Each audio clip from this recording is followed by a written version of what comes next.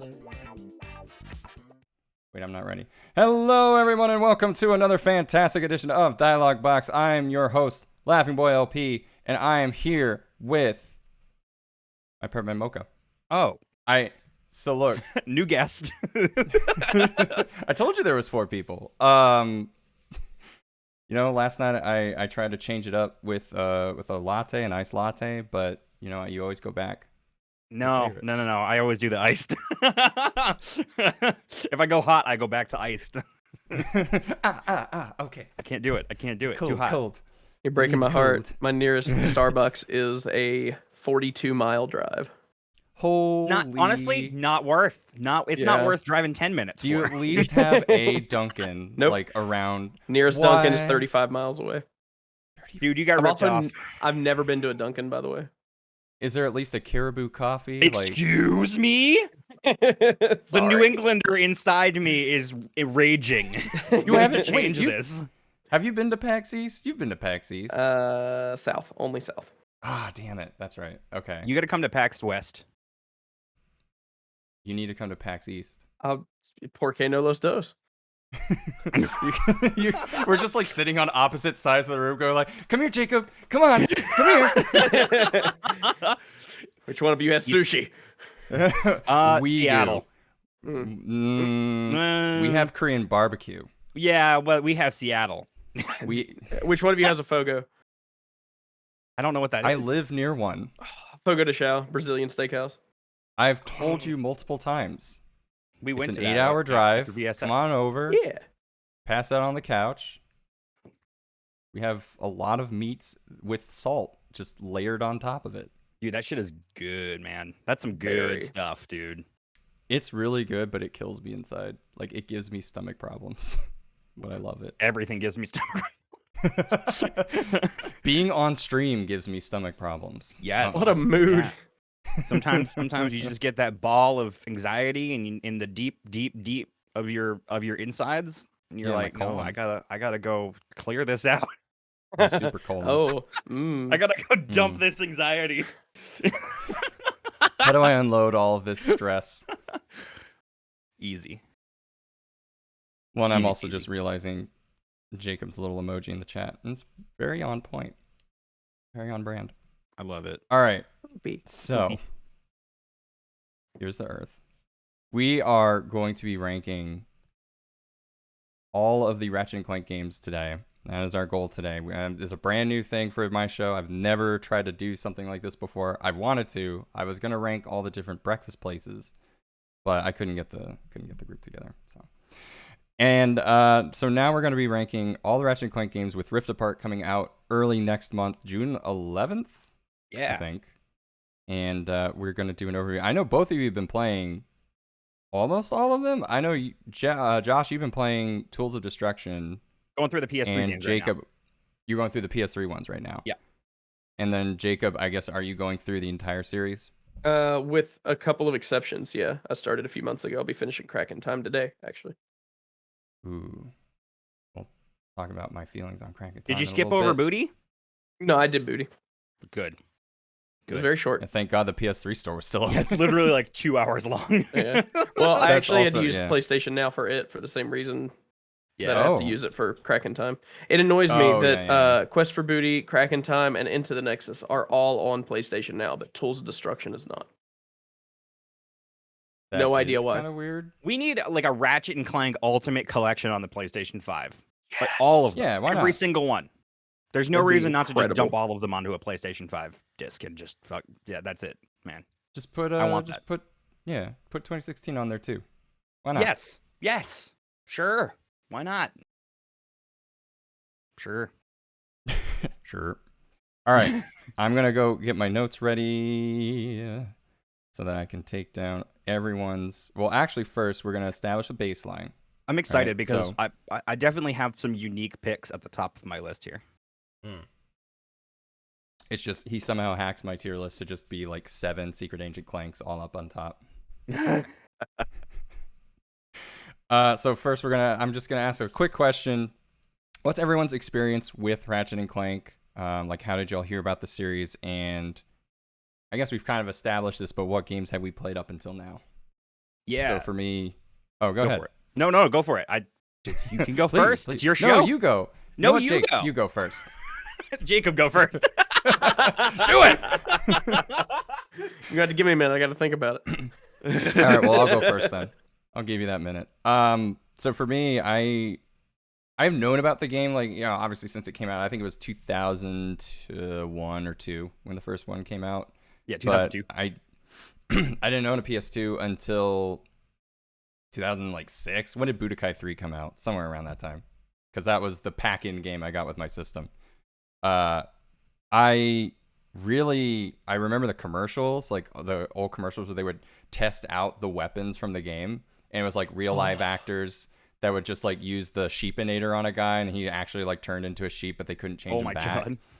God. So like there was just a whole like slew of commercials that I was just kind of like, this is a really cool game, and I'm really sad that I'm not a PlayStation person right now.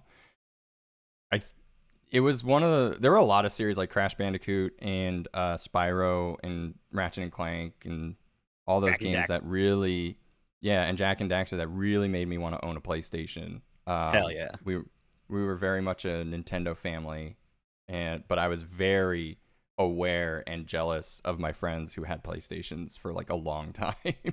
Yeah, the PlayStation era of like when they started introducing platformers and stuff on the PlayStation 2, like they were just still going from that generation of even long past the generation of 3D platformers on the N64 and the PS1 and all that.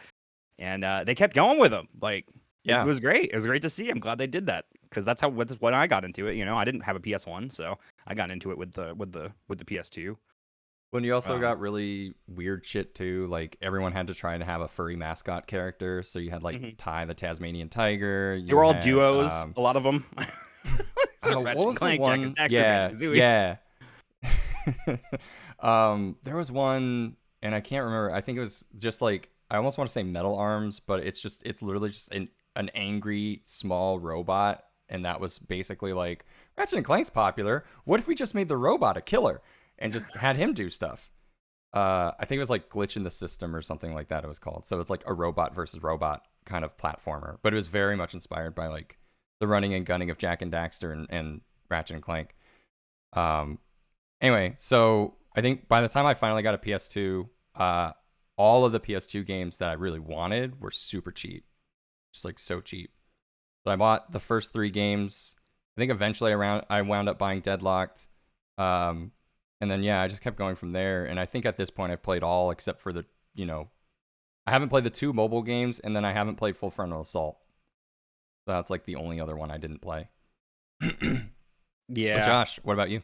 Yeah, so back in the old like 2000, probably like 2004 or so, my first experience with Ratchet and Clank was Ratchet 2 Going Commando at a friend's house. This friend had all the Ratchet and Clank games, and he just happened to be playing it one day when I walked in. And I kind of immediately fell in love, and I was just sitting there like playing on his file, and like he's like, you can't just keep playing on my file, bro. So I went home and I was like, I gotta get a PS2, I gotta get Ratchet and Clank. We went to Walmart like the next day, and I got my PS2, but they didn't have any other Ratchet and Clank games. They didn't have the first one or the second one. They were sold out of everything. And so I was like really disappointed, but that's how I discovered Jak and Daxter for one. So that was not a bad choice. And then I did go back later and get Ratchet 1 and play through that. So I've been with the series basically since the beginning, and I'm so ready for the PS5 one to come out. I'm very excited for it. I'm ready. It's been so long since the last like mainline Ratchet and Clank game. Like the last one that was there was the PS4 release, and that was a remake. And so it's really been since like Cracking Time, really, or Into the Nexus, I guess. And it's been too long, man. It's been too long. Yeah. So I'm ready. I think Into the Nexus was 2013. So it's been 8 years. Yeah. Since the story left off, and I think Into the Nexus and Cracking Time was supposed to be, I think, the end, what they wanted to end the series off on. And then they decided to do the reboot of the first game, and it's very interesting what they wanted to do and what they wanted to change in that one. But Jacob, how about you? So I got a PS2 in would have been late 2003, I think. And I didn't even know what Ratchet and Clank was at the time. My first PS2 game was Enter the Dragonfly, which, yeah, yeah. I mean, it's fine. There are worse games that you could have picked. True. But at some point, someone in the family, birthday, Christmas, something like that, just picked up a random game for me, and it happened to be Ratchet and Clank 1. And I really enjoyed it. But at that point, I didn't really know that there was a sequel, or even that it was a trilogy at the time.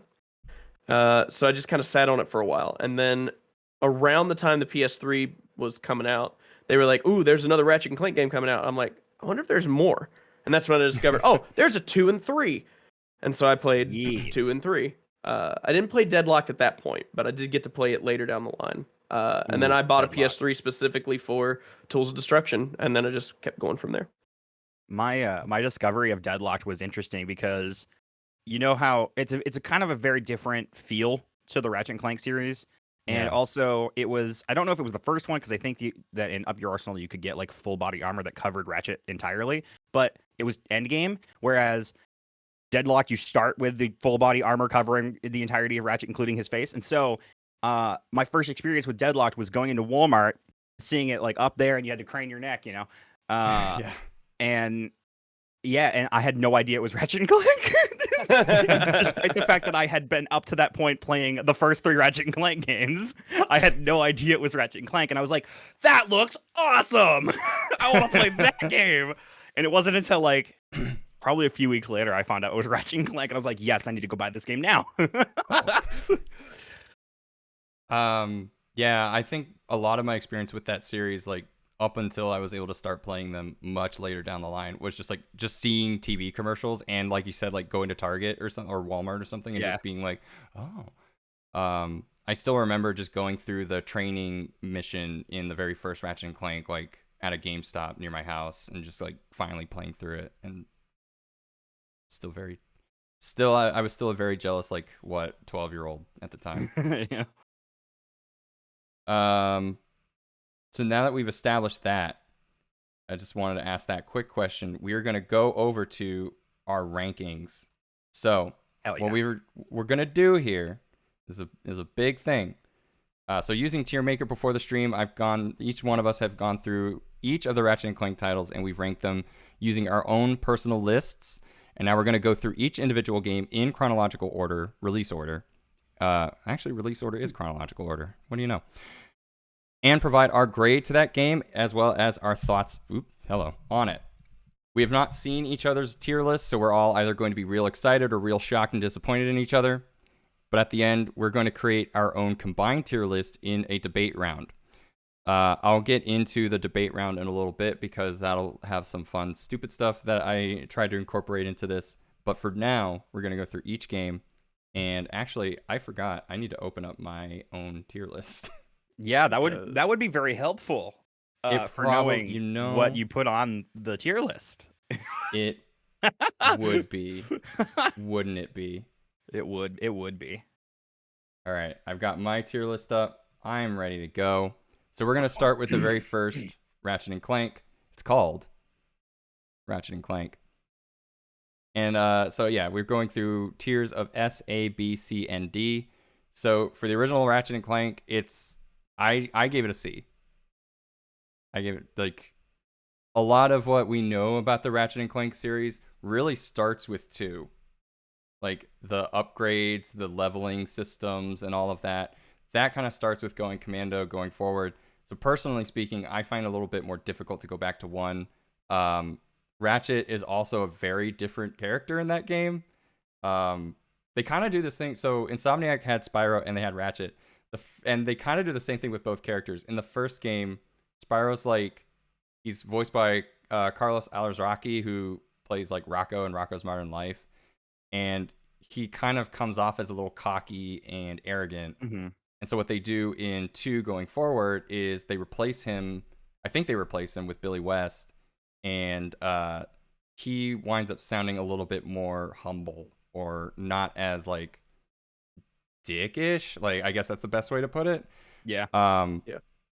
And I feel actually, like they if I did that on remember purpose correctly, too, because just like, you know, Ratchet's personality evolves over the course of that first game, and by the end of it, he's a little bit more humbled, and then the next one, he's a lot better. And same with Spyro. The first one, he's a little bit more arrogant, but by the end of it, he kind of I mean, Spyro is a little bit looser with the story than Ratchet is, but yeah, I get that. Yeah, it seems like Spyro's main storyline is I'm trying to take a vacation from the last game. What is going on? And Ratchet kind of does that too, where it's like the very beginning of Ratchet and Clank going commando is like them being interviewed on the heroic deeds that they did in the first game. Yes. But I think the other thing that I find really funny about the first Ratchet voice actor is that I believe it's the same voice actor, and I don't remember the name, but he plays Captain N from Captain N, the video game master. Really? He also plays Kira Yamato in Gundam Seed, but he's also known as Single D Ed from Ed, Edd n Eddy. Really? Wow. Yeah. Damn. Voice actors, they get around, man. Yeah. So it's that voice, and it's like a much younger sounding, raspier voice, and then they replace that with why am I blanking on his name? Tidus from Final Fantasy X. James Arnold Taylor. Yeah, that's the guy. Also known as the Fox Animation voiceover guy.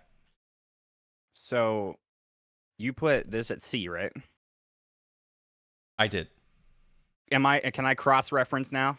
Is that a thing that I could do?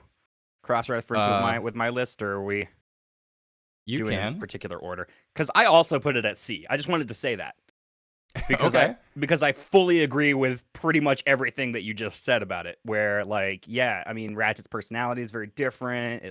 It feels a little bit more. I mean, it is the first game. You know, you can't really expect it to be completely mind blowing like the rest of the series. But it also didn't age as well as the other ones because there's a lot of quality of life improvements that Ratchet 2 brought out, like strafing, leveling up your weapons. I kind of forgot about those things. There's none of that in the first one, and it's really hard to play. Like, you have to really love Ratchet and Clank in order to get through it. But yeah, no, I just wanted to say that I totally agree with you on that one. Yeah. Jacob, what about you?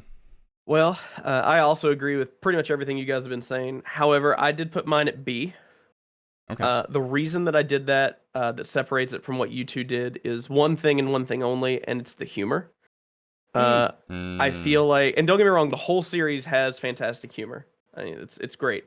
But I feel like one was a bit more on the nose with references to like capitalism and money and that kind of stuff. And it just, as the kids say, it hit a little different. Yeah. First Ratchet hits different. Yeah. I think they evolved their like storytelling over the course of the series, and it kind of became more in universe than trying to be relatable outside of universe. Yeah, I get that. That makes sense. But it is hard to go back to. Very. It is hard to go back to. Yeah, just like Torpedo saying in chat, I've really felt the age of RAC1 myself. I'm 11 attempts into a challenge I've been doing, and yeah, you've really got to pull teeth for combat sometimes. And it's something I just honestly forgot about. There's like I said, there's so many things that the Ratchet and Clank series has just done for so long that you go back to one, it's like, wait, you didn't have this? This just doesn't make a lot of sense for me. Like you were all talking about the fact that you can't strafe. I forgot. I haven't played it since like 2007. You can see, like, just in the options alone for the games, you can see it go from platformer with shooting mechanics to shooter with platforming mechanics over the course of the first 4 games. Yeah, literally, like it just keeps getting more shootery as it goes along. Especially Deadlocked. Like, holy crap! Like Ratchet 3 and Deadlocked, both you can play both of those in first person. Like, I don't know if anybody knew this, but you can play the entirety of Deadlocked in first person. I knew you could for Deadlocked. I didn't know about 3. Yes, 3 also you can do that. And it's something that I think about a lot. I know a lot of people like to recommend games to me.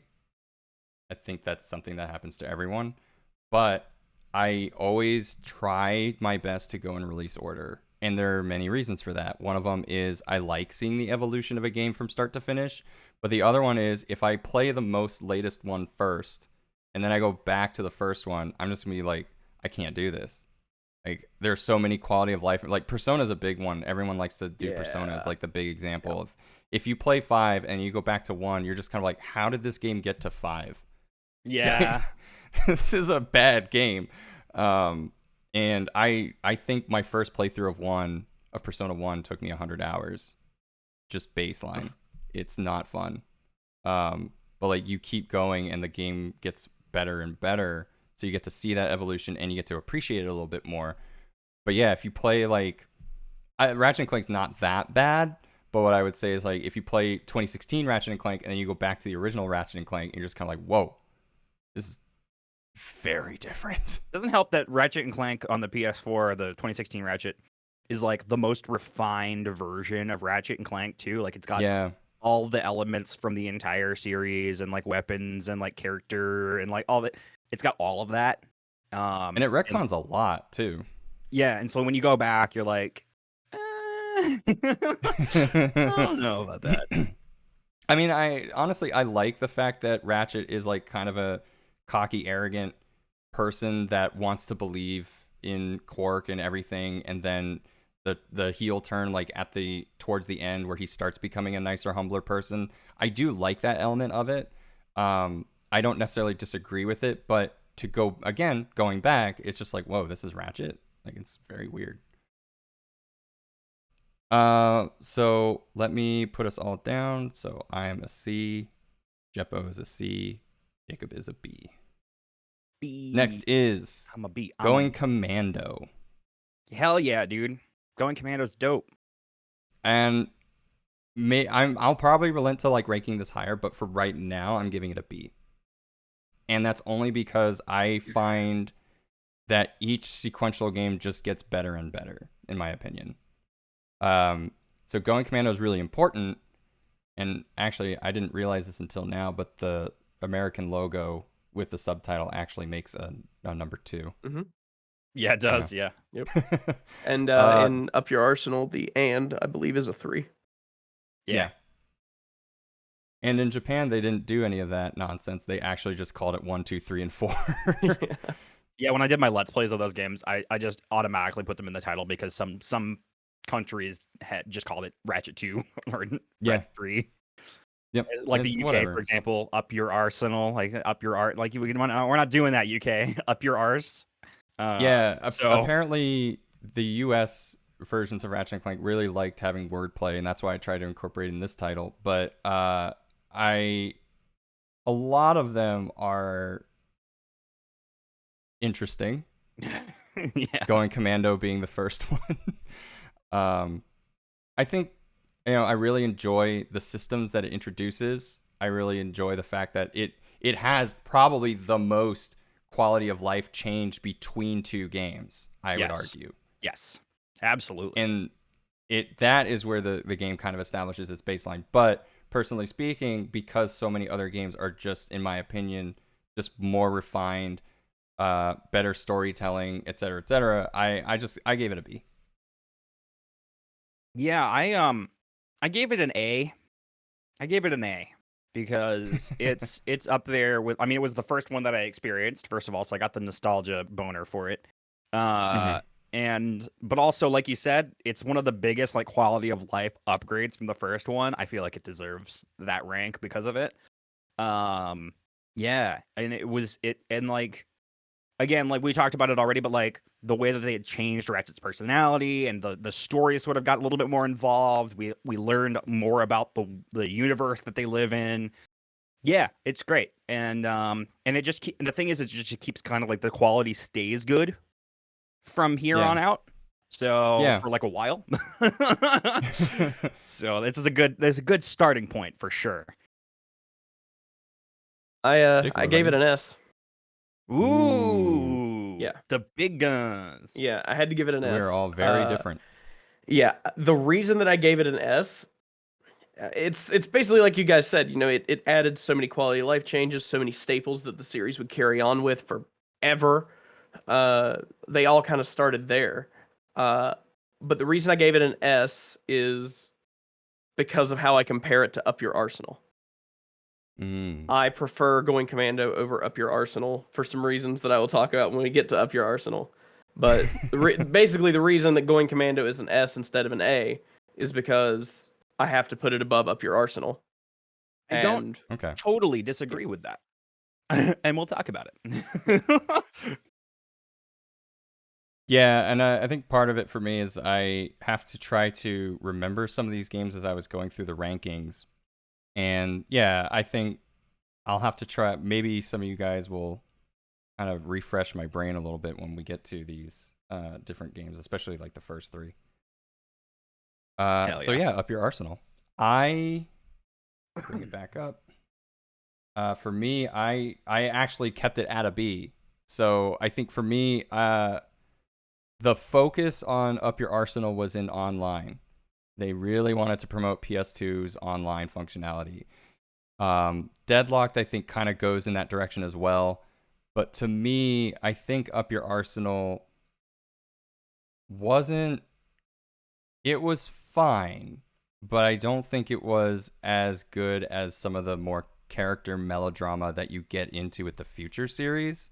Yeah. And but is it Up Your Arsenal that shows Dr. Nefarious for the first time? I think it's Up Your Arsenal, right? It That's when we get Dr. Nefarious as the main series villain for the first time. Dr. Nefarious becoming... Well, because that's the thing, right? Like, Dr. Nefarious was not the main series villain at that point. No, he was not. And then he was introduced. And then everybody loved him as the villain so much, they brought him back. And then everybody loved him as the villain again, so they keep bringing him back. So that's just what's happening now. Yeah.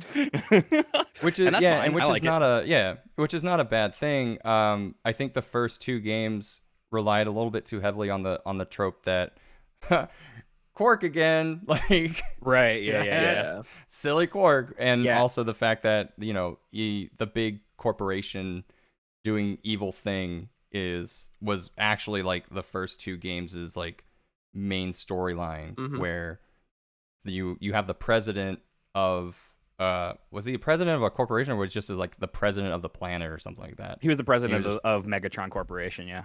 Megatron, yeah. Megacorp. I keep calling it Megatron. Yeah. Megatron. It's a very different game. And then Going Commando, yeah, it's another like CEO of a company that turns out not to be the CEO of a company. And then with 3, you now establish an actual like villain. The tone gets a lot more serious all of a sudden. It's really like going from Jak and Daxter to Jak 2. Yeah. Actually, Jack's back and he's pissed. Yeah. And you can see like even in the box art, like Ratchet's angry. Yeah, so angry. They do like a Halo drop in the very beginning of the game. I think again it establishes things, but not enough for me to really give it like a huge high score.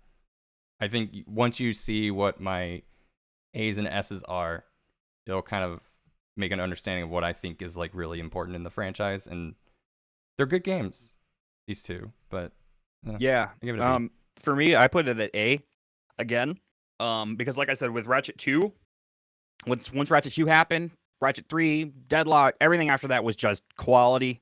So like I would be remiss if I put it below Going Commando. But the thing that I like most about Ratchet 3 is that it's got some of the freaking coolest weapons in the game. Like the what's it called? The not Rhino. What is that Zodiac. weapon called? Zodiac, thank you. It's got the Zodiac, which is like so cool.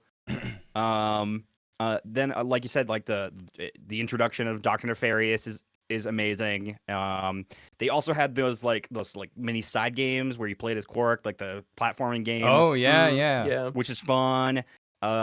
Shoot, man, it had so much going for it. There's a lot of collectibles in that game. I mean, Ratchet and Clank has a lot of collectibles anyway, but Ratchet 3 had more for sure.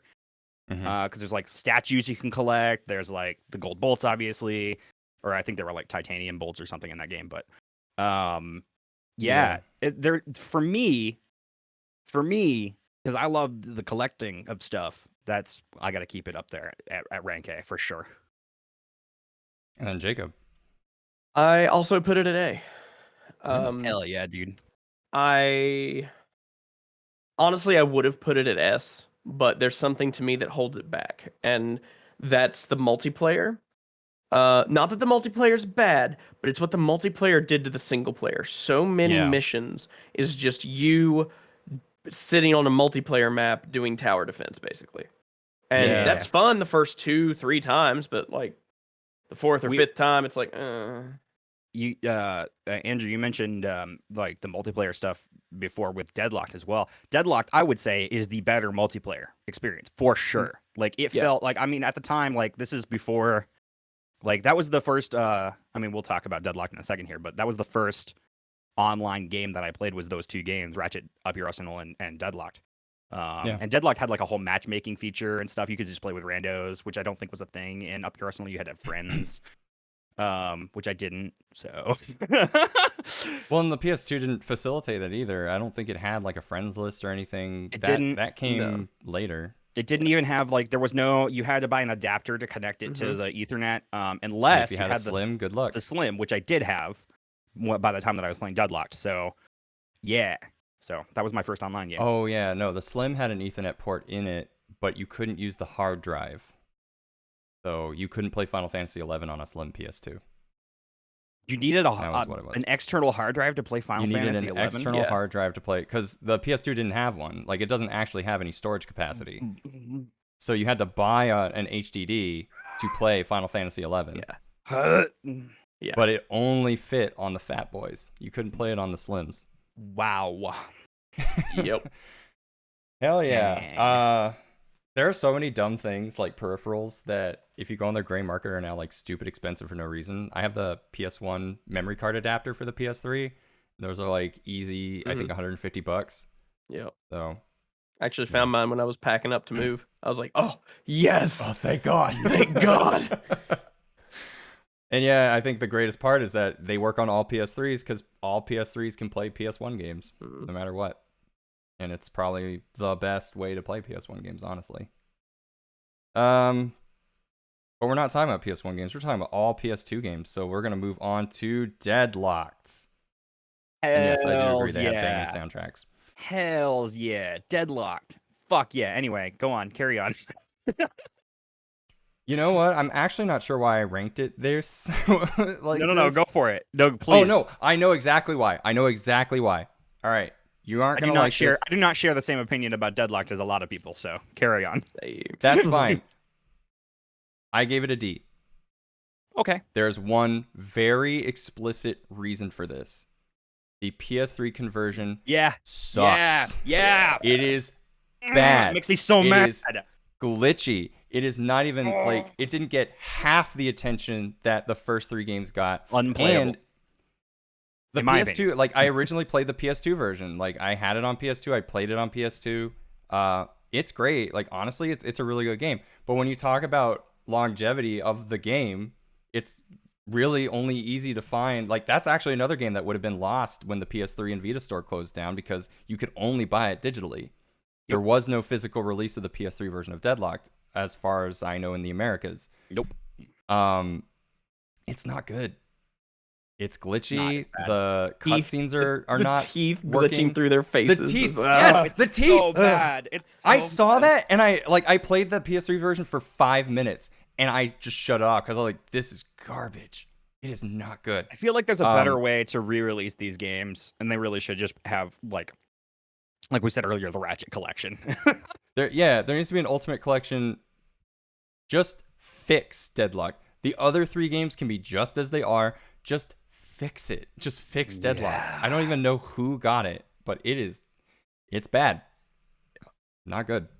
But that's the main reason why I gave it a D. I think otherwise it is a pretty good game. I know a lot of people were turned off by it for a little bit because of the difference in tone and the fact that like Clank is a side character. He's not with you, like physically in the game, and it does like a lot of the game's missions are kind of like, as Jacob said, like they're just single player versions of the stuff you do in multiplayer, but at least it's more fun. Yeah. I really, really like that they went in a different direction with that one. Because, there was a formula that they set for the first three, right? Yeah. And Deadlock kind of ripped that formula open and did something totally different, and it worked. I feel like it worked. It like the entire game was essentially like glorified arenas. Because they started doing the arenas in Ratchet 2 and then 3, and it kind of became this whole thing. And Deadlock just turned into all of that.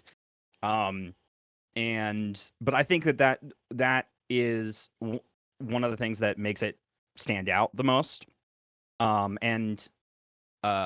There's also like just an absolute ass ton of unlockables and cool little secrets that you can get by getting all the skill points and doing getting, I think there's some stuff for like high scores and challenges and stuff like that, but I can't remember. It's been a long time since I played Deadlocked, but yeah, and then they kind of made it fit in really well. And they made like with the story, and like you said that, Clank became a side character.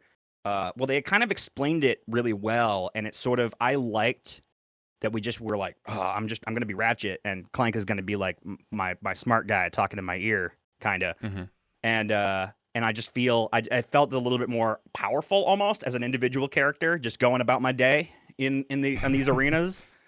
So, yeah, I love Deadlock. I put it at S tier, just to kind of like throw that out there. I put it at S tier. That's one of my favorite Ratchet games of all time, for sure. Absolutely. And I want to go back and play it again on the PS2, not the PS3. No, never the PS3. Jacob, what about you? Well, I do find it interesting that you guys have such differing ratings for it, one at S and one at D. But I gotta side with Josh. I gave it an S. Hell yeah, bro! Yeah, Let's go! Frick yeah, man!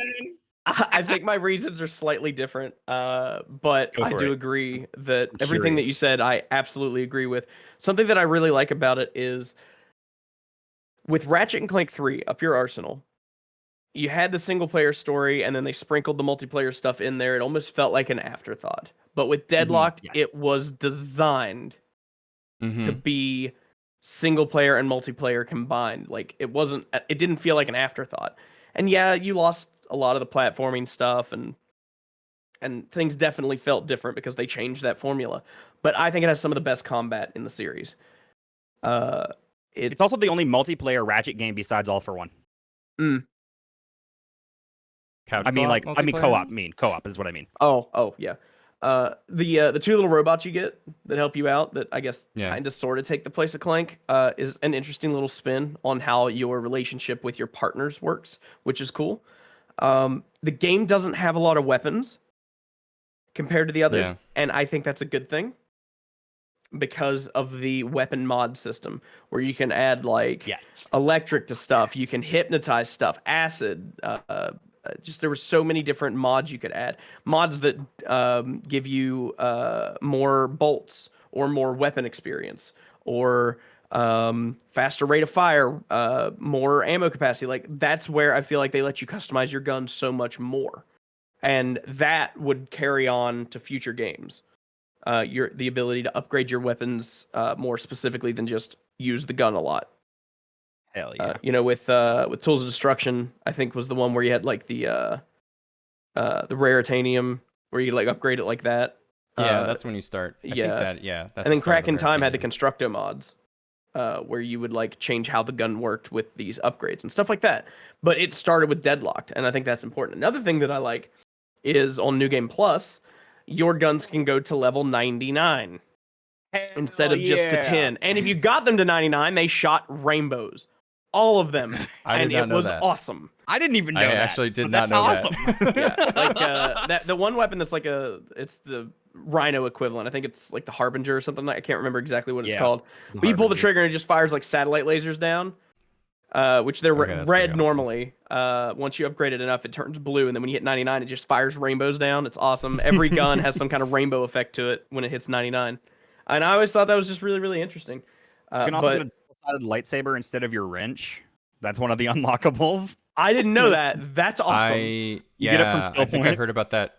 You get it from who? You get it from doing the skill points. Oh, okay. Yeah, I think I heard of it, but only recently. There's so much cool stuff to that game. Yeah. And one of the common criticisms for Deadlocked is that Clank is a side character and that he's not attached to your ass constantly, and that kind of stuff. I need my backpack. First 2/3 of Cracking Time, and everybody says it's the best. Hello? Yeah.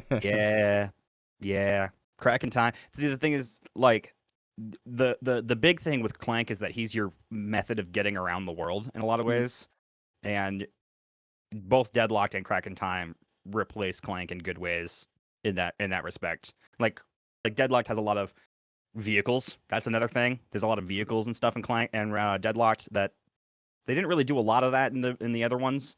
It seemed like they were looking a lot at Halo at the time and or Quake Arena and honestly, looking at those games. I could see that. Yeah, for sure.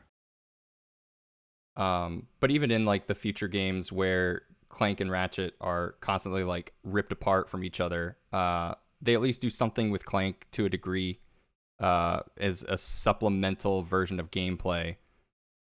Maybe not quite so much in the remake, but I know in like Cracking Time, it makes sense why they're separated, and then Clank actually does some things that you can Clank control. ain't even in the title of that one.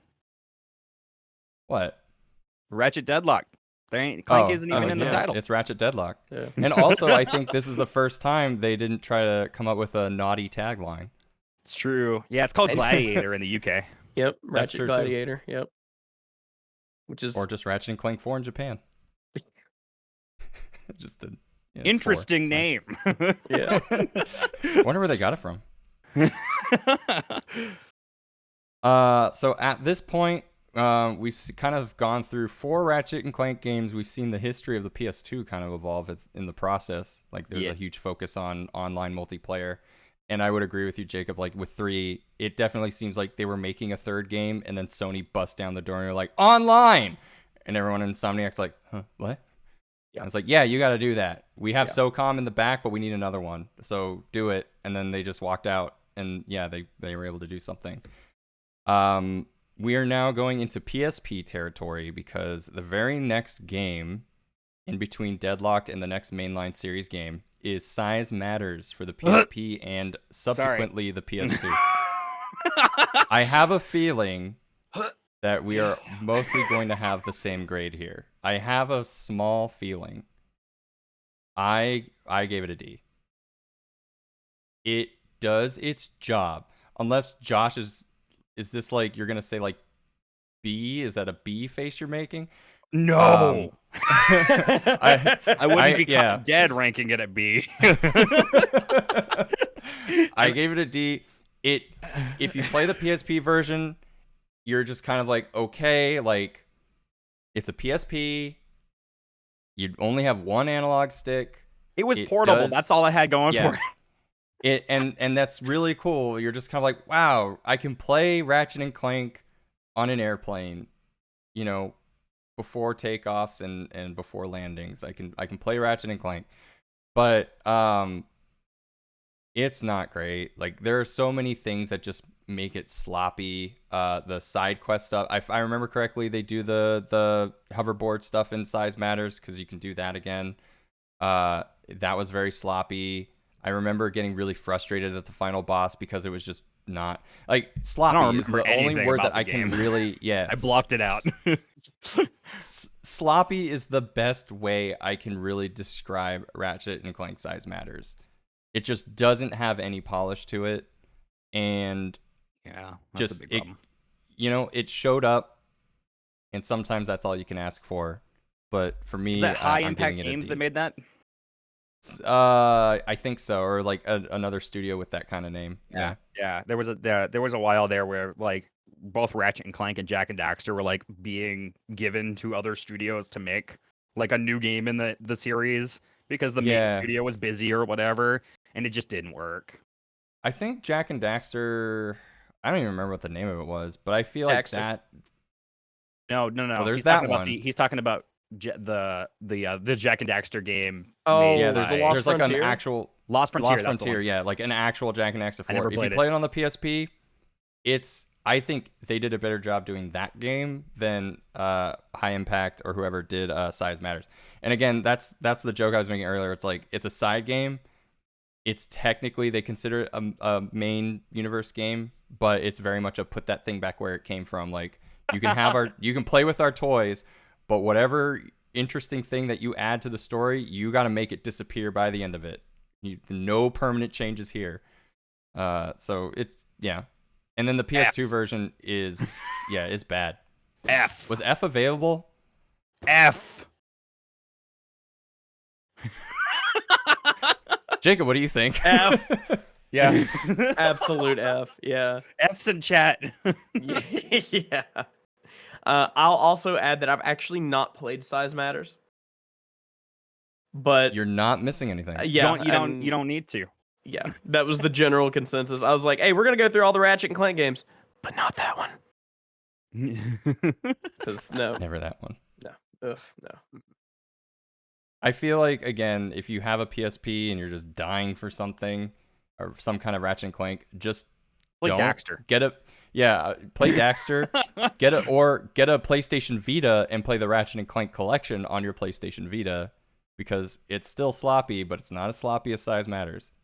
That's a great idea, actually. Yeah. If you want to play Ratchet and Clank, play it on the Vita. I didn't even think about that. Yeah, Vita means life. Dude, the Vita was kind of like a little bit ahead of its time, wasn't it? Not to get off topic here, but it's a little bit like it was really good, but it didn't do well because nobody bought it and they didn't make games for it.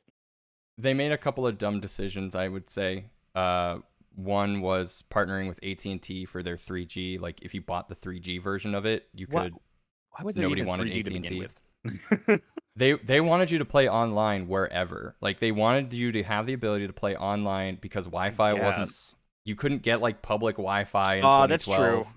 It was a little bit less. It's much easier now.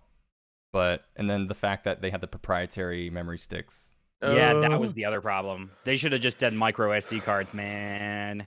I don't know why, because one of the things about the Vita that was so great is that you could just like play PlayStation 3 and 4 games just on it.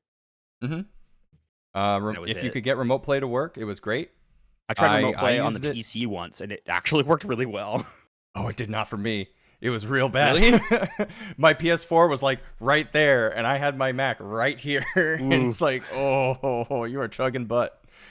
So anyway, moving on to the PlayStation 3. Yes. We've got our very first Ratchet and Clank feature game, Tools of Destruction, and I gave it an A. Yeah. It's interesting, like, when I started watching your Let's Play of it, Josh, I remember seeing the game for the first time being like, wow, like, this is the Pixar experience. But now that we've seen, like, 2016, and now that we're seeing, like, Rift Apart, it's just crazy how aged the graphics of Tools of Destruction are. It's knowing that it looked amazing when it came out. That, to me, that's just a testament to games in general and the power of the consoles. Like, it's really impressive what they're able to do on the PlayStation 5 with Rift Apart right now. Like, I mean, some of the games that are coming to the PlayStation 5 are just literally changing how we think about what can go into games. Yeah. I remember, like, when in the PS3 era, like, everything was like, everybody was like, how could it get better than this? And it seems to be the thing that people say every generation. How can it get better than this? And it keeps doing and it's kind of like, like Horizon Zero Dawn, you're looking at it, it's like, this game looks amazing, it looks great, everything about it is just like, look at these graphics. And now with Forbidden West, you're just kind of like, oh my god, Aloy has hair follicles. Like, what the hell? Like, you can actually just see, like, the fuzz on her face. It's just, what? How are game developers okay? How are they okay? Yeah. How are they're literally having to recreate real life now in their video games. I don't know how they're doing this, but it's freaking wild, man. And Ratchet just keeps getting fuzzier and fuzzier. It's great. I didn't give it an S. Mostly just because, again, I think there are just games that are better than Tools of Destruction. But I think I was just like amazed by the graphics. I actually really enjoy the future stories more, because I think they start going into Ratchet's backstory. They start talking about, like, what if, the Lombaxes could come back, or can Ratchet find his family?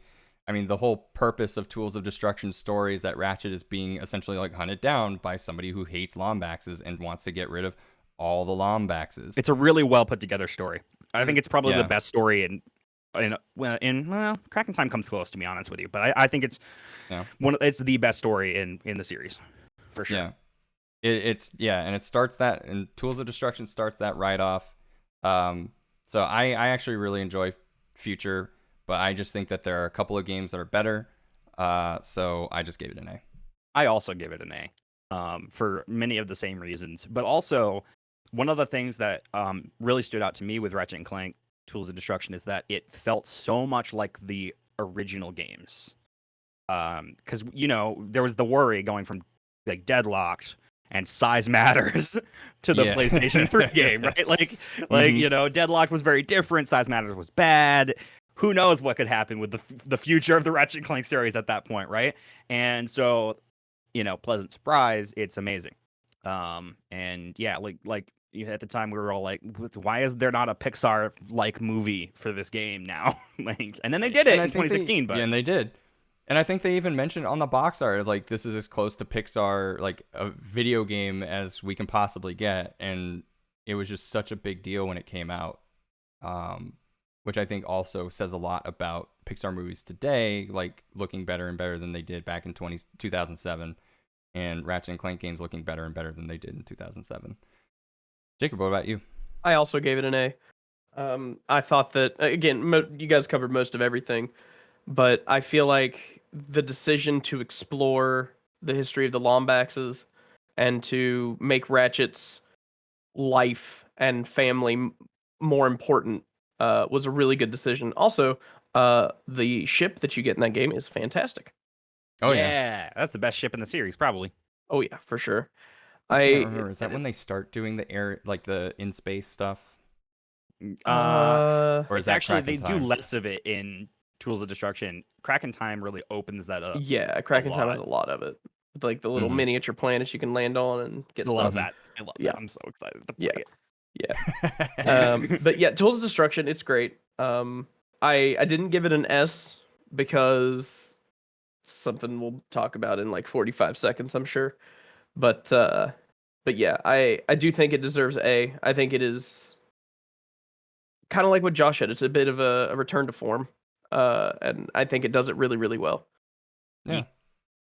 And I think, again, it still keeps improving I think this is when, so like how Mega Man has, every time, I think Nintendo Power even does this when you get to like Mega Man 6's review. They're just kind of like, if you like Mega Man, it's more of that. But you still see like small progressions in the series in terms of quality of life and technique. Ratchet and Clank, I think this is where it starts to happen, where it's not necessarily franchise fatigue, but you start seeing people are just kind of like, well, it's more of the same. They just keep refining and fine-tuning and making it better and better. Yeah. And this is where it really starts to like hit that refined point. I think Ratchet and Clank 2016, as we'll get into in a little bit,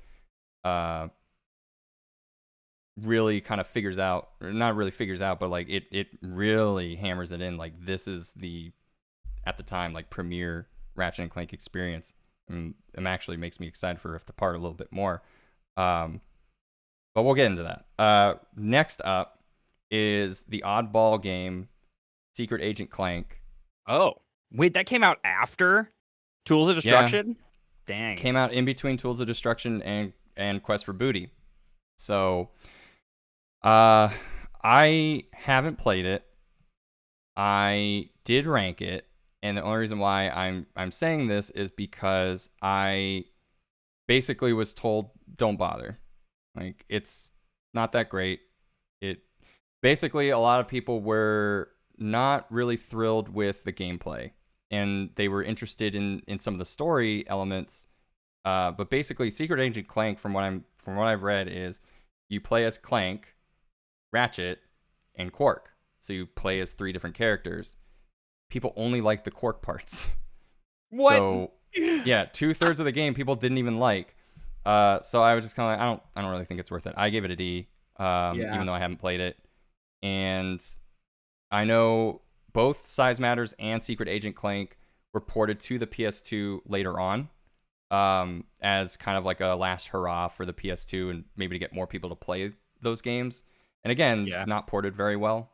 So a lot of the blemishes from the PSP version that could be excused are now like inexcusable in their PS2 counterparts. So I still haven't played it to this day. Like there's stealth mechanics that Clank has to do that people didn't like. Ratchet's gameplay is very repetitive. It's just essentially just arena style matches between older enemies from the series. And people, only like the Quark parts because they were Quark. Like Quark is funny, and also the stuff he does is like more the platforming stuff that the series is known for. I also put it at a D. I've only played the demo. Like I played the demo back in the day, but it reminded I still have me the demo disc somewhere. It reminded me so much of Size Matters that I stopped playing. And I'm sure it's better than Size Matters. That's why I put it at a D and not an F. But that's all I can really say on it because I didn't even know you could play as Quark. Like that was new information to me just now. And maybe one day I will play it. I'll probably play the PS2 version, but who knows? Have fun if you do play the PS2 version. I will try. Jacob, what about you? So I actually gave it a C, and the reason is because I played it when it came out, and my childhood brain remembers enjoying it to a degree, but I can't remember anything about it. So it's almost as though I haven't played it, but I do remember having a little bit of nostalgia for it. That's why I got a C instead of a D. I actually worked at GameStop at the time the game came out, so I have to find it, but somewhere I have the rubber figurine of Secret Agent Clank that came as a pre-order bonus because nobody pre-ordered it. And we just happen to have one cool, in a shelf, and so I just took it home with me. I have a lot of pre-order bonuses that we just never sold. I just have them sitting around. That's like the only perk you get as being a GameStop employee. Yeah, Brooke brought home stuff from GameStop all the time when she used to work there. Yeah. We would have people just straight up trade in. Oh, sorry, I didn't even notice the rate. But we would just have people straight up trade in collector's editions. And GameStop, as a policy, doesn't take the bonus stuff. They only took in the game. So if you're wasting your time giving us the collector's edition bonuses, but most people just needed to get it out of their home. So we would just take it, and then whoever wanted it, that employee would just take it home that day. Yep. That makes sense, and also dope. Yeah.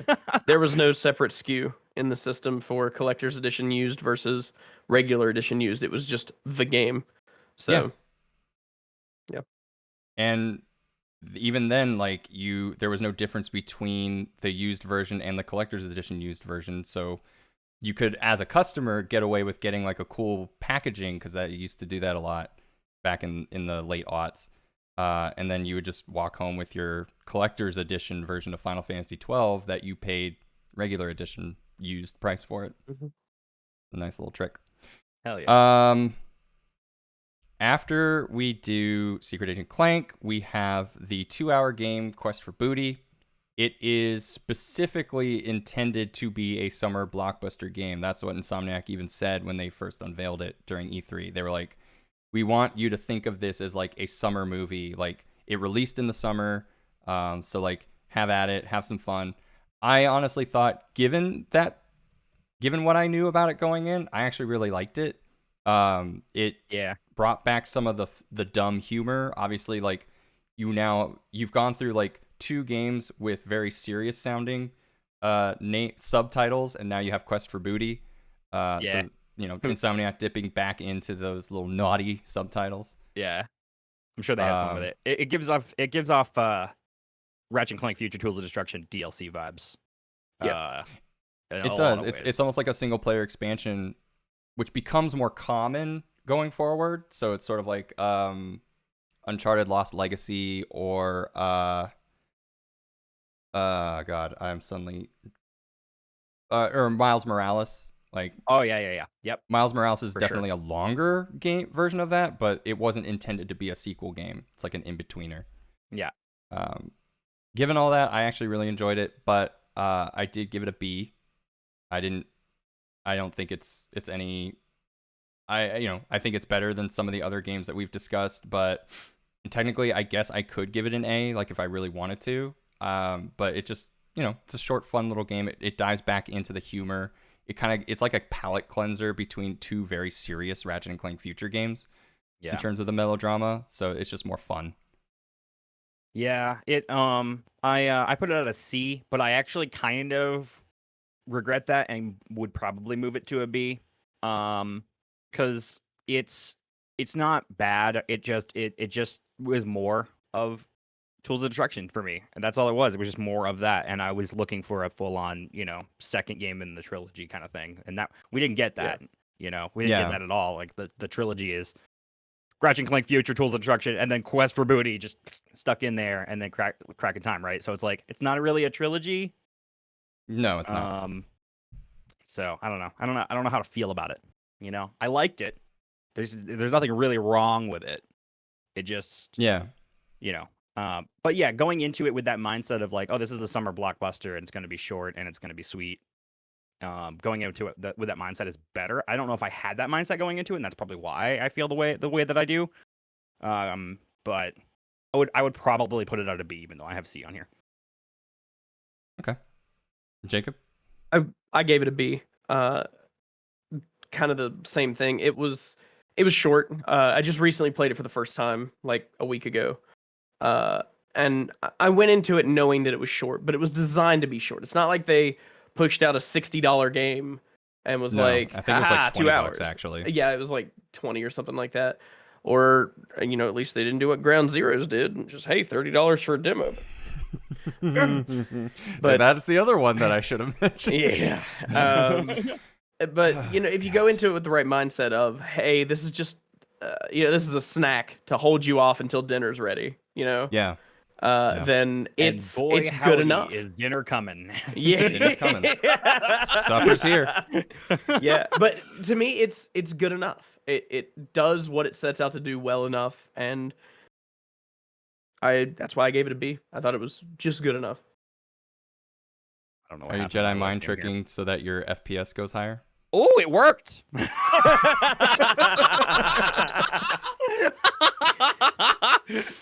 These are not the frames you were looking for. I'm just gonna clip that and and we'll move on. Beautiful. So yes, I don't even remember what year this was. I think this is 2000. God, what is it? Maybe 11 or 12. But Crack in Time, I gave it an S. I also gave it an S. I had to give it an S. I also gave it an S. All S's on the board. Yep. I mean, it's no secret that everyone universally agrees that Crack in Time is pretty much the best, like the highest quality Ratchet and Clank game from every aspect. There's definitely some things that they changed that like are not like they don't fit in with the rest of the series, but I think that's okay. Like there's a lot of differences with this one. Yeah. We mentioned it earlier, like this Clank being separate at the beginning and like them changing the way that Ratchet gets around the world and like, yeah, there's a lot. Oh yeah. Changing how he gets around the world, like doing the whole thing with the zonies, like the melodrama, I really enjoyed.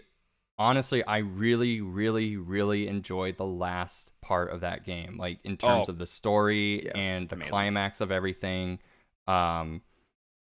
Ratchet having to make a very, very personal decision and having, Quest for Booty out of the equation. Like you have Ratchet and Clank Future Tools of Destruction that starts this whole idea of Ratchet trying to see if he can find a family, like constantly being taken away from that, having that opportunity taken away from him, and sort of making peace with that in a way that leads up to this final boss fight.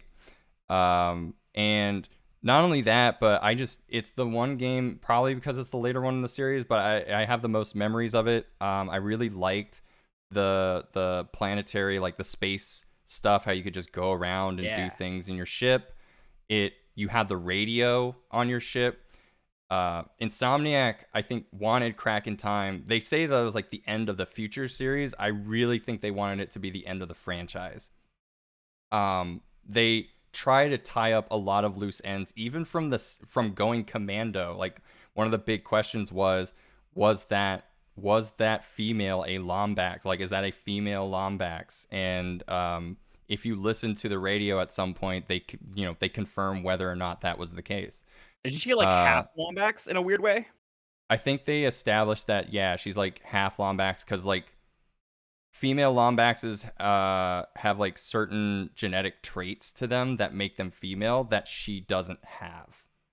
So they never really established whether or not she's a Lombax. And then if you listen to this like radio news report, they mentioned that not only is she still around, but I think they confirmed that she was a Lombax, or you're probably right, like a half Lombax. Yeah. So they do a lot of things to kind of wrap up or call back earlier things from the franchise, and I think it was to make this grand finale of, Ratchet has to figure out whether or not he wants to go back to a family he never knew or stay with the family he has now. And that even kind of goes into the Nexus, which we'll talk about in a little bit. But yeah, so many things about that game are just so good. Like, it is so refined. The graphics are amazing. Like, the use of color in that game is so it's good. Very vibrant. Yeah. Yeah. It's super vibrant. And so it is just, chef's kiss Ratchet and Clank game. So I had to give it an S. And then Jacob? I mean, I gave it an S as well. One of the things that really stands out to me as really good, besides the fact that it has good weapons and the combat feels good and the exploration feels good and moving back and forth through time feels good and the ship sections feel, everything in that game is great. But something that really sticks out to me is something I actually really didn't like in a lot of the older Ratchet and Clank games were the Clank sections. I never really cared for the Clank sections. You bust out the little robots, hey, follow me, go into that hole, and then do that 87 times, and then you get credits. Yes. And I didn't really care for those sections. But in A Crack in Time, they're so much better. They require a lot of thought. They're really interesting puzzles. They almost feel like temple puzzles from a Zelda game to me. Yeah, exactly. And I think that they are just right, and they're just enough of them to where they don't start to feel boring. They're just different enough to where each one is memorable. And just when you're like, okay, I think that's about enough of that, boom, you're back with Ratchet now. And yeah, the pacing is just so good. Yeah, the pacing in that game is amazing. Like, really, really good. And I think, and it looks like Rift Apart is kind of going with that like sort of mindset of like split up Ratchet and Clank so that they can come back together for an epic moment later in the game kind of thing, because that's like what everybody's seeing in the trailers and stuff. So it's gonna be like, Crack in Time was absolutely a masterpiece. Yeah, it was just real good. And the freaking the boots, the hover boots. The hover boots are so fun. Oh yeah, like that was how you traverse playing a video game ever. That's the funnest I've ever had moving around in a video game.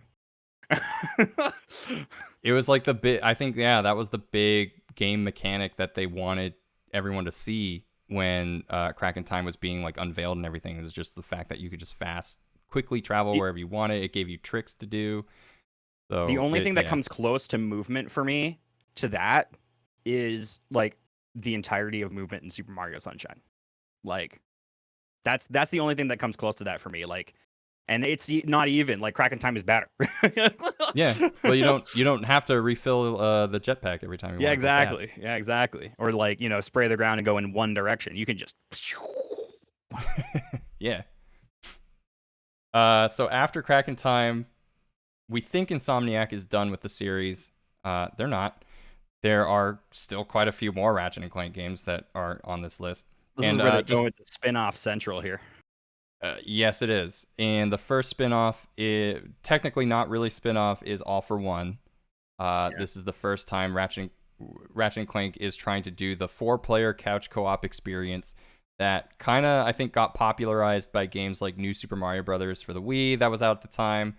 I think there was like a couple other games that started focusing a lot more on couch co-op. And so All for One was Insomniac's like way of incorporating Ratchet and Clank into that space. And I gave it a C. I think it's competent, but it is only really fun when you can get people in the room, and that is how I experienced the game. I do not personally think it's as fun if you're playing by yourself, and so because it kind of, in my opinion, a game that really focuses on any kind of multiplayer aspect makes it more restrictive. Like I can't just, I just want to play all for one. Maybe I could. Like nothing's stopping me from playing it by myself, but it's not as fun. So I give it a C. It is a good game. It is funny having the character interactions between Quark, Nefarious, Ratchet, and Clank, and they each do their own things, and they allow you to kind of have to work as a team. But so this is the era of Ratchet and Clank where I stopped playing the series because I didn't play All for One or Full Frontal Assault or Into the Nexus. Okay. Which I need to change that because Into the Nexus is good. But so I did rank them, and I put them at D for some reason. I've never played them. I have no idea what they're like. So I was like, all right, safe bet. Let's just go D. In hindsight, maybe like a C would be better for those games. I don't know about Full Frontal Assault, but All for One I've seen at least gameplay of, and it seems fine. Like you said, it would be more fun probably like couch co-op, sitting with your friends, hanging out, than playing single player or even playing online, which I assume that's a thing. I don't actually remember if online is a thing. If not, that's stupid. Yeah. I had to do the same. I gave both All for One and Full Frontal Assault a D because I've not played either of them. I'm not interested really in playing either of them because that kind of thing just isn't really my thing. But they have to be better than Size Matters, so they got a D. Right, there you go. Do all of you have Fs? That's weird. I think I'm a little confused. Did your tier list have Fs? Yeah. I think I originally added Fs and then I took it out. Yeah, we had Fs. So yeah, you have Fs? Okay. Yeah. I'm not sure why you would take out Fs when there's clearly an F. Yeah. Well, I personally didn't rank anything as an F because I was like, but I guess I would definitely put Size Matters as an F. S, A, B, C, D, and Size Matters. Yeah, good. And Size Matters. You're in timeout.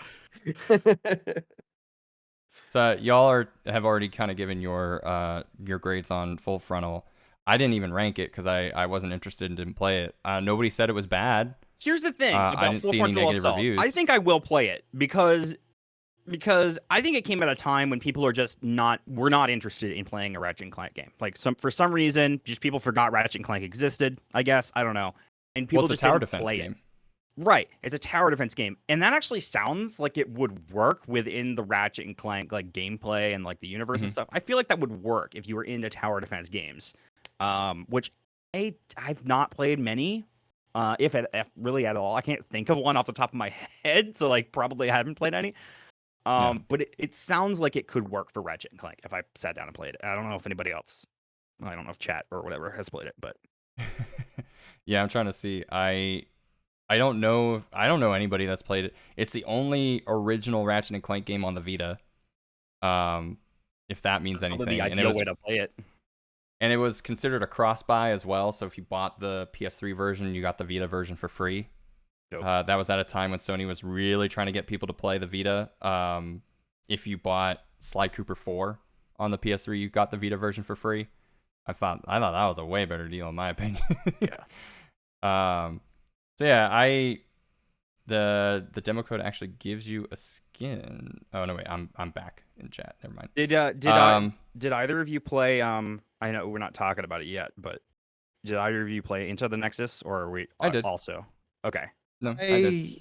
I know I must have played it, but I don't remember hardly anything about it. I guess I have a specific reason why I'm talking about that now, because I have not played it and I have literally nothing to say about it, mainly because I still plan on playing it. So if you guys want to talk about that, I need to use the bathroom. Okay. So that's what I'm getting at here. I will be right back, and then my friends will be fixed too. That's right. So Into the Nexus, I actually gave it an S because I really enjoyed some of the introductions that they brought in. Again, it's much like Quest for Booty. It's a very short experience. It's an epilogue. And it does a lot of stuff. Like, there are actually quite a lot of story changes, permanent story changes, in terms of characters you lose. The future series Did Up Your Arsenal start with the 2 robot friends? I know it's either a future game or it's that was Tools of... Or was it Tools of Destruction? It was a future game for sure. I don't know if it was Tools of Destruction or not. So there was a lot of different character changes that occurred during that, and I think especially involving those 2 specifically. And it introduces a character that actually has story significance to Rift Apart. So everything that happens in Into the Nexus is very important to know for Rift Apart. So I guess I'm glad that Josh is getting into it. Yep. But they introduced some like new interesting like gravity mechanics that created some different puzzle elements. I thought that the story was, again, I think personally speaking, like, great gameplay can make a game good despite its story, but a really, really good story can make good gameplay like into an even greater game. So like bad gameplay is always inexcusable, but having a really good story with really good gameplay makes a really good game in my opinion. Yeah. And I start to focus a lot on the melodrama and the story and the characters. And we've spent a long time with Ratchet and Clank by this point. And so you've gotten to know the characters, you've gotten to know especially all the future characters, and you start to just kind of like it really ends like Into the Nexus is supposed to be the epilogue to the future series, whereas Crack in Time was supposed to end it. Into the Nexus is supposed to just kind of be that extra little bit, even though it makes some sweeping changes in the narrative. And like I was saying earlier, Josh, while you were out, this actually has story significance for Rift Apart. So playing Into the Nexus goes into Rift Apart through its epilogue. Cool. That seems to be a running trend with the Ratchet and Clank games, huh? Where they do like a full length game, and then they have a bridge game, and then they do another full length game, and then they have a bridge game, and then they do another full length game, and then they have a bridge game. I mean, Deadlocked, I would argue, is the bridge game between the PS2 and the PS3. It's more of a full length one, yeah. Quest for Booty, kind of. Quest for Booty is a bridge game. It's absolutely a bridge game. And then Into the Nexus. So like, I feel like that's a running trend that we're gonna get with Ratchet and Clank. I can't believe we're getting another Ratchet and Clank game, actually, to be honest. Same. Yeah. Same. I mean, like I said, like I feel like the future series was supposed to end Ratchet's story. And like I said, Into the Nexus again is supposed to just kind of be, it's like the Toy Story 4. Like Toy Story 3 ends the story for Woody and friends, whereas Toy Story 4 is kind of like but wait, here's like a little bit more, and here's how we really end cap like the story of Toy Story, or like, which is Woody's a really story satisfying way to do it. Mm-hmm. Right? Yeah. It's a really satisfying way to do storytelling, because you feel like it's done and you had that experience. But if you really if you needed a little bit more, if you had that like feeling like, oh man, I want to know what happens to them now, and then you have the whole movie or the whole game or whatever following up. Yeah, I like that. Yeah.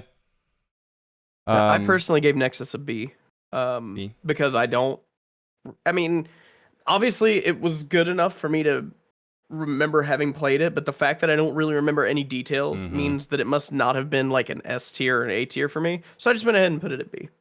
I put it at B also, having not played it at all or knowing anything about it. So if that tells you my intuition on the Ratchet games. Look, it's a great Ratchet experience. The new mechanics I remember having fun with. And again, it's coming off of that extremely well polished game of A Crack in Time.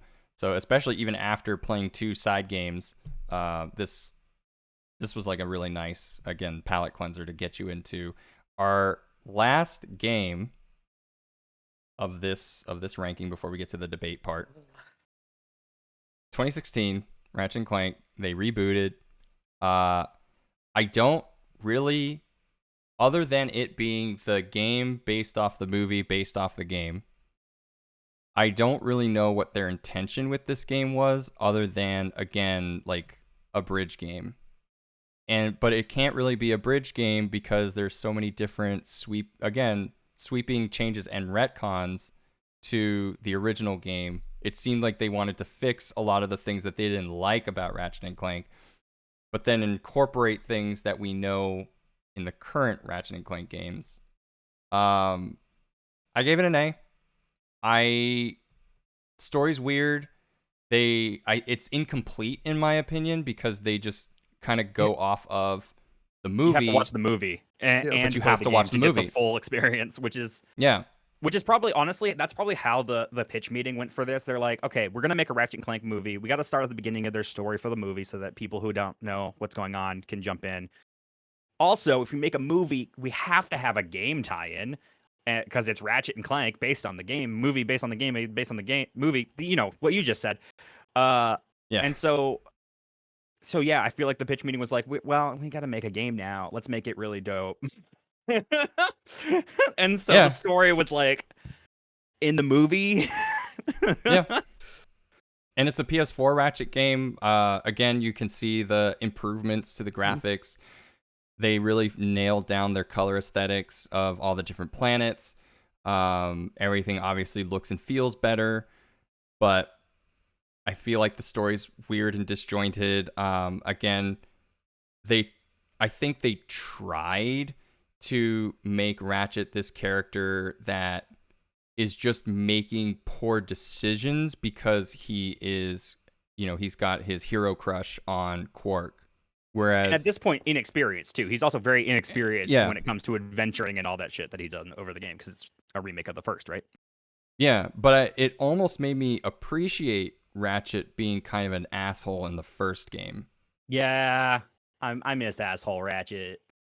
And I feel like they could have done a better combination of the two because obviously you want a likable character. You want somebody like, I think he starts off great. He's just this kid with his head in the clouds and he wants to, he's, Jim Hawkins from Treasure Planet. He wants to go out and be a space boy. He's got Goo Goo Dolls in the background. He's playing all their music. He wants a life more than what he has. And, that's a really good backstory, but I feel like the turning point for Ratchet and Clank in the first game was more substantial because Ratchet didn't want to hear Clank. Like, he just was like, you go off and do your own stupid thing. I'm going to go off and do my thing because whatever, dude. And then he gets humbled. In the new one, they kind of reverse roles. Like, Clank is, Clank is Clank. He's the same. But Ratchet, instead of being an asshole, is like, kind of the dumb one, whereas Clank in the original was kind of the dumb, like he made the dumb decisions, and Ratchet got pissed off. And in this one, Ratchet's the one making the dumb decisions, and Clank isn't pissed off, but he's Clank. Yeah. Shouldn't you not be doing this? Yeah, whatever.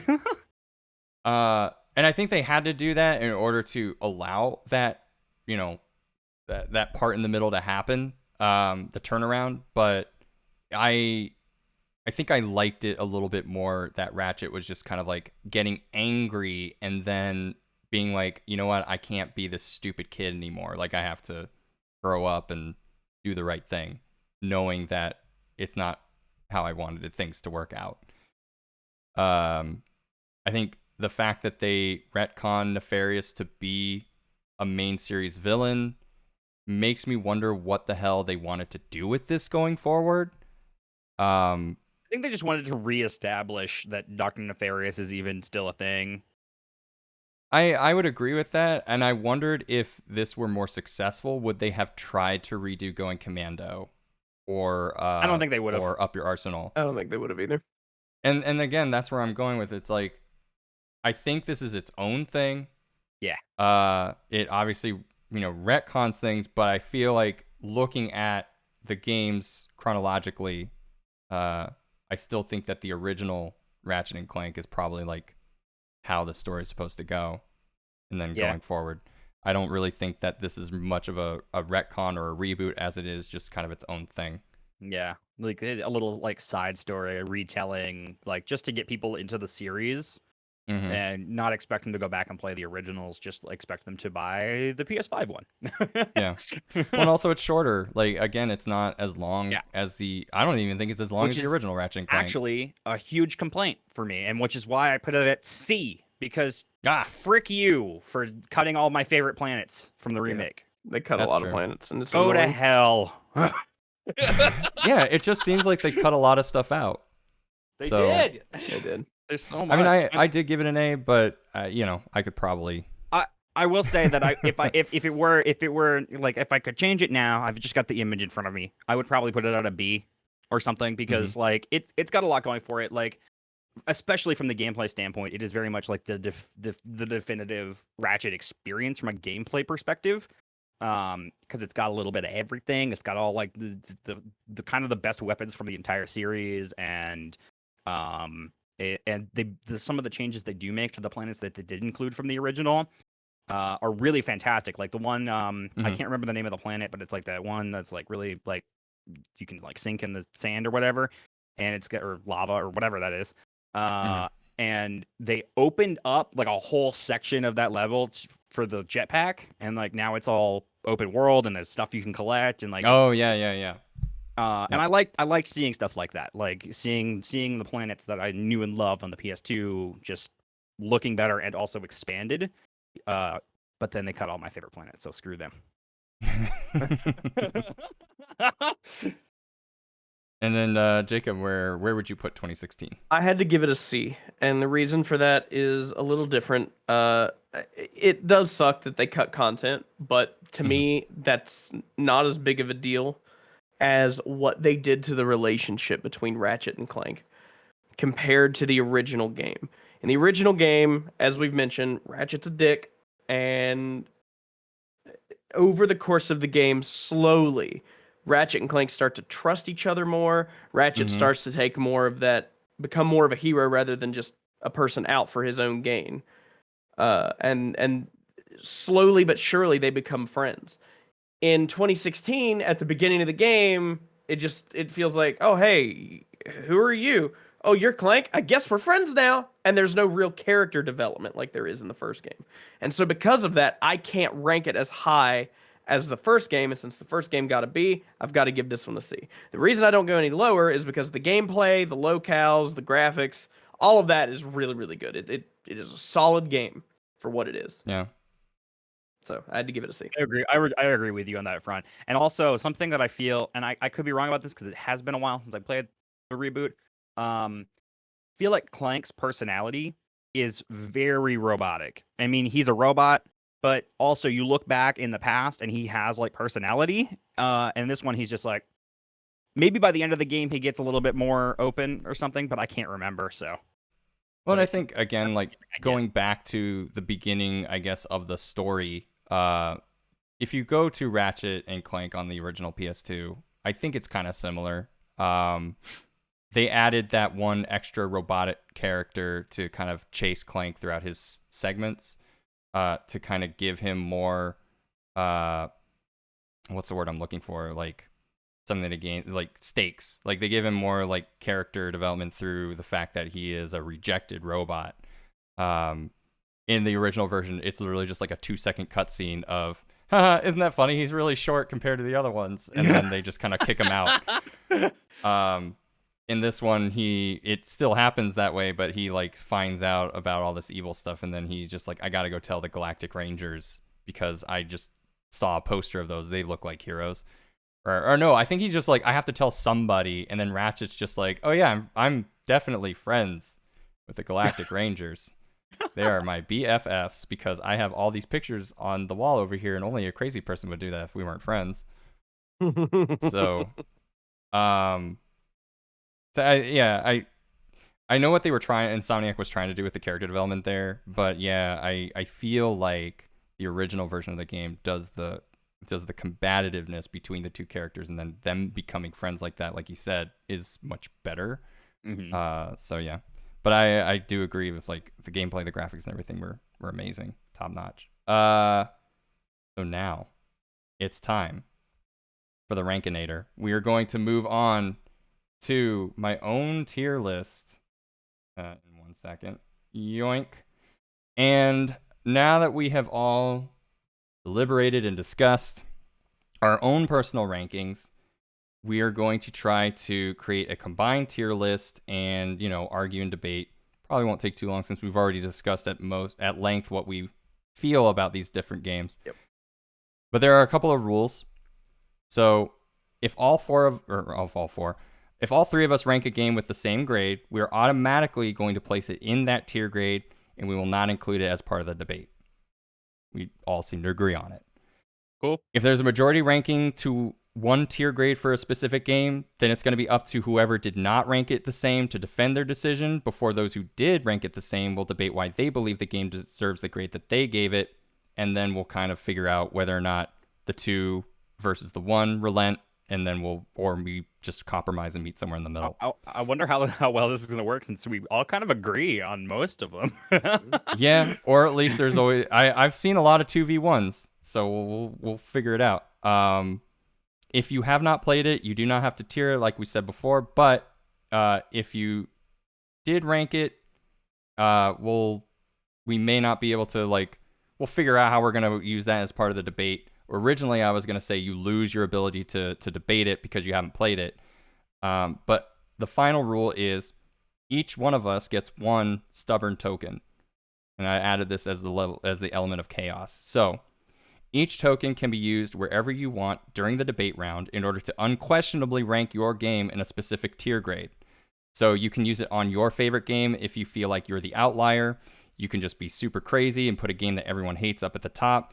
Or you can use your stubborn token even if you haven't even played the game. So if you really feel passionate, and this didn't wind up happening because I'm pretty sure we all agree on Secret Agent Clank and size matters, but if for some reason that was your S tier game, you can use your stubborn token in that case and make it an S tier game, and we just cannot argue with it.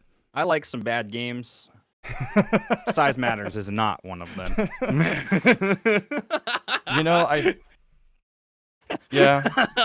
I honestly remember after finishing the game being like, it was fine. When you compare it to the rest of the series, everything's so nice and polished. I just remember, and this game's just a sloppy mess. I just remember thinking I could play Ouya again instead of this. Yeah, I could play anything on the Amazon Luna, coming soon to Amazon.com. What? Oh god. What the hell is that? You don't? Oh boy. I don't know what that is. Amazon's getting into the game services industry. Gross. Yeah. Yep. That was my response. Yeah, they did it with anime. If you look at the controller, it looks like a Switch Pro controller. Really. And guess gnarly. What? It won't work. Well, yeah, it won't work for the first 6 months, so they'll just drop it. So we're gonna start with Ratchet and Clank. Josh and I ranked it as C. Jacob, you ranked it as B, and it seems like you ranked it as a B simply because there were other games that were not as good as it. So if you want to kind of discuss it again. I mean, honestly, I put it at a B because I thought it was better than some of the ones underneath it. But for a master list, I would concede down to C. That's fine. I completely understand both of your reasonings for it, and I do not disagree with them. All right. And I'm actually going to add. Brilliant. Okay. There you go. So we're just going to put Ratchet and Clank as C. Going Commando, we all had a different grade on this, but it was pretty much around the same. I gave it a B. Josh, you gave it an A. And Jacob, you gave it an S. Do we want to combine in the middle and just give it an A? Do we feel very strongly about giving it an S? That's my choice. I have no input. I'm okay with an A. Yeah. Okay. So we'll give Going Commando an A. I think we're all too friendly to step on each other's Ratchet opinions. You're wrong. It should be S. Defend your position, Jacob. You can do way better shakes. You can do way better shakes than I can. I just look like an earthquake. Up Your Arsenal, I gave it a B. Josh and Jacob, you both gave it an A. I feel like I would continue to give it a B if you are putting Going Commando at an A. Which one is this? The only reason why Up Your Arsenal. Up Your Arsenal. And I think going back to what Jacob was saying, it does seem like a lot of gameplay elements were taken from the online modes and kind of ham-fisted into the single-player experience. Me personally, while it establishes Dr. Nefarious as the series' mainline villain, there isn't enough besides like the very beginning of the game that I even remember. Okay, but hear me out. Yeah. Courtney Gear's boss theme. Courtney Gear's. Oh my fucking god! I Just forgot that was the whole fucking plot. Just Courtney saying. Gear's period, but Courtney Gear's boss theme. Yes. Yeah. Yes. Good counterpoint, Jacob. I honestly forgot that the entire plot of the game was Robots Rise Up. Yep. Robots Rise Up, dude. Yeah, and that was supposed to be the main Destroy all the squishies. main breaking point between Clank and Ratchet because Ratchet was a squishy. Destroy all squishies, dude. I love it. That game is so weird. It is. It's super good though. So do we want to keep it as an A or? I'm keeping it as Listen, an A man, personally. I'm keeping Okay. it as an A. So All right, I'll give you the A. You gave me the C on Ratchet, so I'll give you the A on Up Your Arsenal. Hell yeah. Deadlocked. Your It Arsenal. seems Oh. Deadlocked. I could be a dick. I could be a dick and use my token on Deadlocked. Won't. You wouldn't dare. You wouldn't dare. Honestly, okay, so I really don't hate Deadlocked. I just thought its port was so bad to the PS3 that if I were to tell somebody Deadlocked is a good game, it's really hard for them to go back and play the original. Is. And so really the only option would be downloading it on a PS3 or using, if it's on PlayStation now, which I don't know if it is or not. Like, and then you have to spend like $60 a month on PlayStation now just to play Deadlocked, and I don't think it's worth it. So I could probably rise it up just because the original game doesn't really change that much. It just looks like a graphically sloppy port job on the PS3, and that's, I feel like, how most people are these days can experience it. Yeah, How I do really we wish feel that more about that? people. I really wish more people could experience those games in a modern sense. It's kind of sad that you can't. Being gross. Without it being gross, yeah. And even then, like, even the PS3, like, at this point is hard to, like. No, exactly. It's like, hard to buy one, and then even then, it's like, yeah, not worth it. I'm willing to not give it a D, but I don't know if I want to give it an S. All right, I'll give a that's where I'm counterpoint. A counterpoint for you is that I don't think it's quite fair to give it that detriment based on a port that isn't even the original version. I know that does make it difficult for people to play it now, but purely looking at it from a chronological standpoint, the people that played it when it came out, that criticism doesn't hold up. Okay. And that's why I'm willing counterpoint. to not give it a D. That's why I'm willing to not give it a D. But I also feel like it still becomes a pain point, not a detriment to the game. But maybe I'm willing to agree with you on that. I could see it. But I could even see it then, being at like an A or a B, to be honest with you. I'm gonna use my token to stick it at S. All right, we're using the token. Well, that settles that then. Yep. I don't disagree, so have at it. All right. I'm just gonna stop the debate.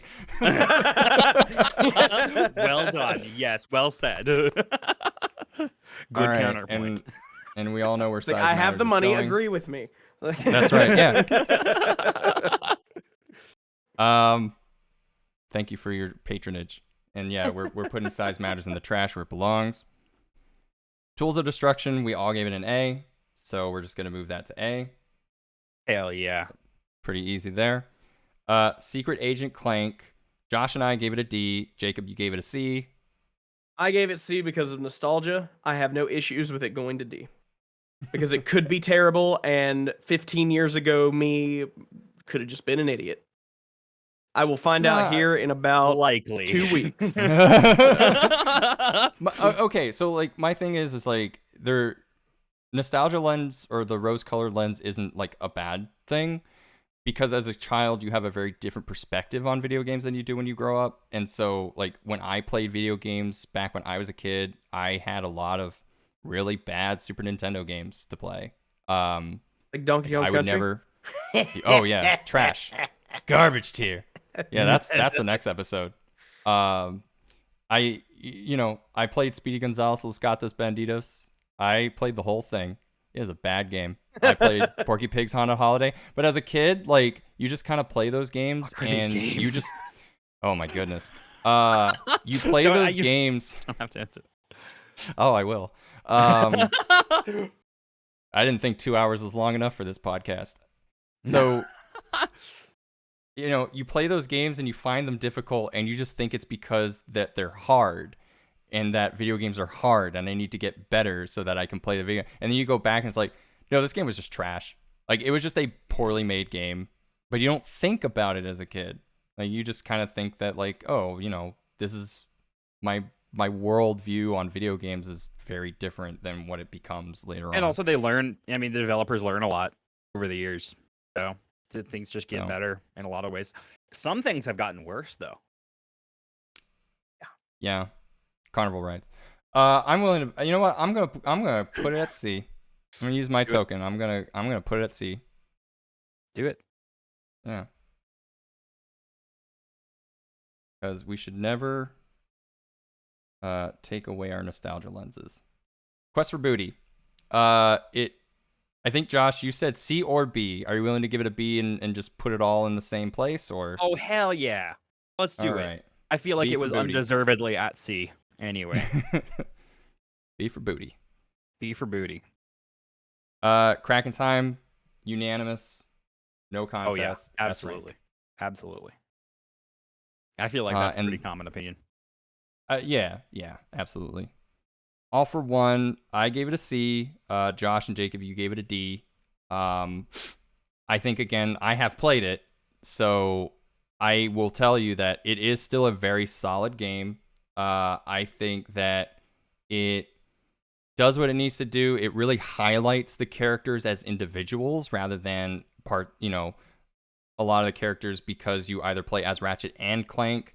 Clank doesn't really stand out until Clank has his own moments. And actually, that reminds me of Going Commando, where Clank actually has like the big Gundam moments where he just stomps around on the different planets. I thought that was pretty fun. But you really get to see each character as an individual. You get to play as like certain characters you couldn't play as before, namely like Quark and Nefarious specifically. I would probably continue to say C. I think it's a very solid couch co-op game. Sony did their best. They didn't really have much during that time. So I would probably keep it there. But Josh and Jacob, what do you think? I can concede to C, mainly because I do think that it's probably better than Secret Agent Clank. But even though we moved that to C also, didn't we? But yes, we did. I think that's like it's like, yeah, I think it's like just above that. So I would say it's still a C. Yep. Here, I'll move it here, or like here. So like Secret Agent Clank is like bottom tier of C. Why did they call it Full Frontal Assault? I mean, I know why they called it that. Why did they call it? It's weird how inconsistent. I mean, Crack in Time, I feel like they were trying to just do a butt crack joke, but you didn't really have to see it that way if you didn't want to. Really stretching for it. Yeah. you go from Quest for Booty to Crack in Time, so yeah. Quest for Time and Crack and Booty. Crack and Booty. Wow. That sounds like a hell of a Saturday night. Yeah.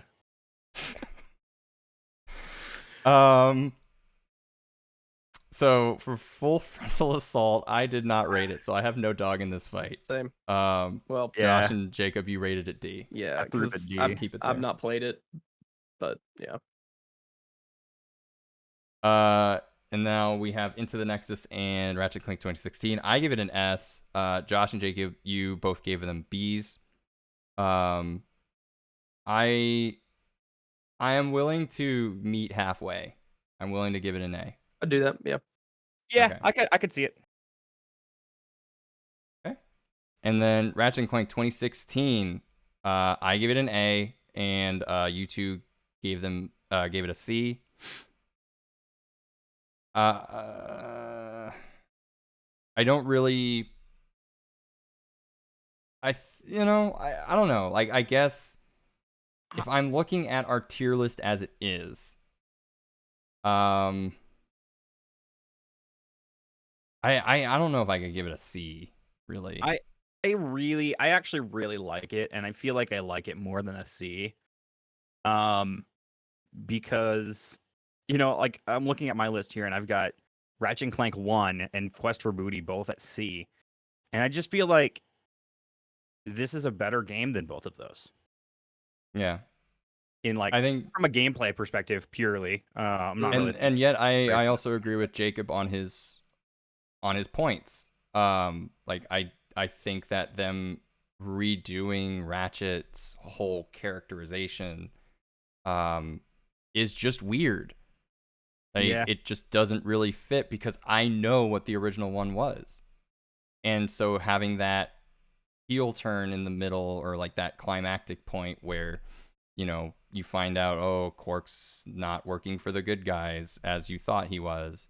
But then also having like the rest of the Rangers be a thing as well, doesn't feel quite so much as a betrayal on Ratchet as it does for, you know, everyone. Like, Ratchet and Clank makes it feel like Ratchet was betrayed rather than just like a bunch of people. But given that, again, gameplay, it's very refined. I think it's still, the gameplay and everything else is better than Ratchet and Clank. So I'm willing to meet halfway, give it a B. Yeah, I could do that. Yeah. Jacob, what do you think? I'll do it, but I'm not happy about it. This is the hardest increase I've had to do today. What if I use my token and make it S rank? You could. Yeah. Oh, you don't have to use your token, Josh, please. But you could. I'm not gonna do that. But you could use your token and put it in with Size Matter because it needs a friend. Put it at F rank. Oh my god. No. I want to be truthful to my feels. To my beliefs. To my beliefs, yeah. I think we said B. B. Clank and Booty. Oh my god, that's all of them. We did it. We did it. We're gonna save that. We came to a consensus. And I bet there's a lot of people that would share that opinion. Our opinions here. A lot of people. We picked some good games, and especially in S and A tier, we picked some good games. Oh, I'm glad that you and I agree on Deadlock, Jacob. It's really good. I liked it a lot more than I thought I would. It's really good. Yeah, I think, again, like, even without the whole PS3 fiasco, I don't really hold it quite as high as some of the others. So, but it wasn't as bad as I remember people just not liking it when it first came out. It was very different. That's the problem. Yeah. It was just very, like, strikingly different right from the get-go. Oh, I get it. But it had so much fun shit in there. There's so much cool things.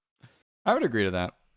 And I definitely didn't think it was as bad as a lot of people were saying online at the time. So, all right. So I'm going to go ahead and share that. And then, you know, once Secret Agent Jacob remembers his password for Twitter. You shut up, dude. All right, we did it. We got through. You know, I didn't know how this was gonna go. I seriously had no clue how this was gonna work out. So I'm not gonna lie, I was a little worried about the tier list thing and the debating, but it worked out. No, absolutely. So it felt like it was gonna be a lot, but it wasn't. Me too. I think it helped that we all had very similar opinions. I'm really glad that, and I really tried looking for specifically like people who have gone through the series a lot, which was hard apparently. Like, I was scouring for people who are just like, has anybody like played it visibly online? Most people I know, content creator wise, like pretty much stick to Nintendo. So I'm really glad. This exact thing for Zelda. Like this exact way that you're doing this, get like 4 people together and just sit down and like debate the shit out of Zelda tiers, because that will be divisive as hell. I have some very divisive opinions. I know I would need 2 tokens if I was going to do Yep, same. So I can only have one. Yep, I have 2 tokens so I can put Breath of the Wild in F. And size matters. Yep. See, I would have to use 1 token to put Twilight Princess in D tier, and then I'd have to use it again because I know somebody else is gonna. Yeah, Oracle of Ages S tier. That's one thing that I'm gonna have to figure out. What would happen if 2 people want to use the same token on one game? I'm gonna have to figure out the rules on that. Oh, don't overthink it. Just tell them you can't use the same token on the same one. If somebody else gets to it first. No, first come, first serve. It's my show. I guess you can have as many chances as you want. Yeah, I really could just. I really could just cheat. But then I wouldn't have anybody coming back for the next episode. But no, seriously, thanks to the both of you for coming out. Of course. This turned out a lot better than I thought it was going to be. I mean, I try not to be very negative about this stuff, but I had no idea how this was going to turn out. I think this worked out really well. Professionals. Yeah, you have a director's chair right behind you. Whatever that means. Yeah, I do. It's got my name on it. That's right. Professional just means that you're paid. That's all that means. So it's, yep, we're professional. Oh, you don't have to be good at it. You just get to get paid. I'm still an amateur then. No, seriously, I'm a professional amateur. I'll definitely have y'all back for another one of these. Hell yeah, dude. Who knows what the next one? Maybe it'll be Zelda. Maybe I'll do Animal Crossing and I'll force Elias to sit through the whole thing. Do it.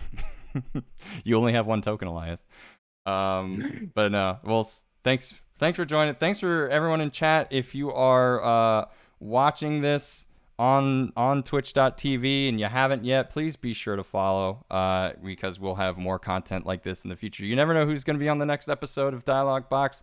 I try to have some weird interesting guests like that you would never see together in the same room. You've had a lot of fantastic guests lately, by the way. Just want to point that out. Guys, go check out the things because they're great. Yeah. Like the last episode we had like Forrest Minish and Nintendo Fangirl and Masay, and none of them had apparently met each other before, and I really like that kind of shit. So just like seeing people that you wouldn't see in the same room together. So definitely be sure to follow. This will be on youtube.com/laughingboylp if you want the video version of this episode. This will also be on Anchor or any other podcast services shortly. There will be an audio version of this podcast. And we hope you show up again soon on the next episode. Actually, I forgot. Where can we find all you beautiful people that are on my screen at the same time? Josh, where can we find you and what are you up to? Hi, it's me, Josh Jepson. You can find me on YouTube and on Twitch, especially. I do Twitch is my main thing, and YouTube is kind of a side thing these days, but it's coming back stronger than ever before. Check it out, please. It is. Twitter is my biggest platform. We talked about this before. That's where I'm most successful, unfortunately. Mm-hmm. Check it out. Where else am I? Oh, I just started lurking on TikTok, but do have plans for making TikToks. So follow me on TikTok. That's it. Instagram. Jacob, where are you at? Instagram. Yeah. 95% of my stuff is on Twitch at SecretAgentJacob. As far as what I'm getting into, in June, I've actually got this thing going on called the 25 Years of Gaming. On June 1st, I'm playing games that came out exclusively in 1996. On June 2nd, 1997, June 3rd, 1998, so forth, until the 25th, where we're going to play games from last year. So a lot of retro stuff bleeding into some new stuff. Get an idea. It's going to be like 3 or 4 games a day. So we're going to be going through about 90 games in 25 days. Jesus. Okay, well, it's going to be a lot. Yeah.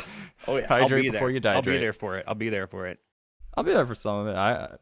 Your streams are always like really interesting. Like, especially again, like the guests that you'll have on with like the Final Fantasy 14 streams, or just like the shit you do in general is always really creative and fun. It does seem like it harms you emotionally sometimes. Yeah. But honestly, you're definitely one of the most creative Twitch streamers that I've seen. Josh, you're good too. Debatable. I'd like to use my token. You almost got like jealous, but then you're like, wait a minute, actually. yeah. I like to use my stubborn token on Josh. Is there a tier above S tier? I want that one. Secret Agent Jacob. Josh and I was going to say Secret Agent Clank, but it's right there. Yeah. Secret Agent. That's where you got the name from. Yep. Perfect. Yep. J, name streamers who start with J. There you go. Oh, there are so many. Jacob, just like Josh, in my network. Jared. Yeah. Jacob, Josh, Jules, his name, Jared. Technically, his name starts with Jack. with 8.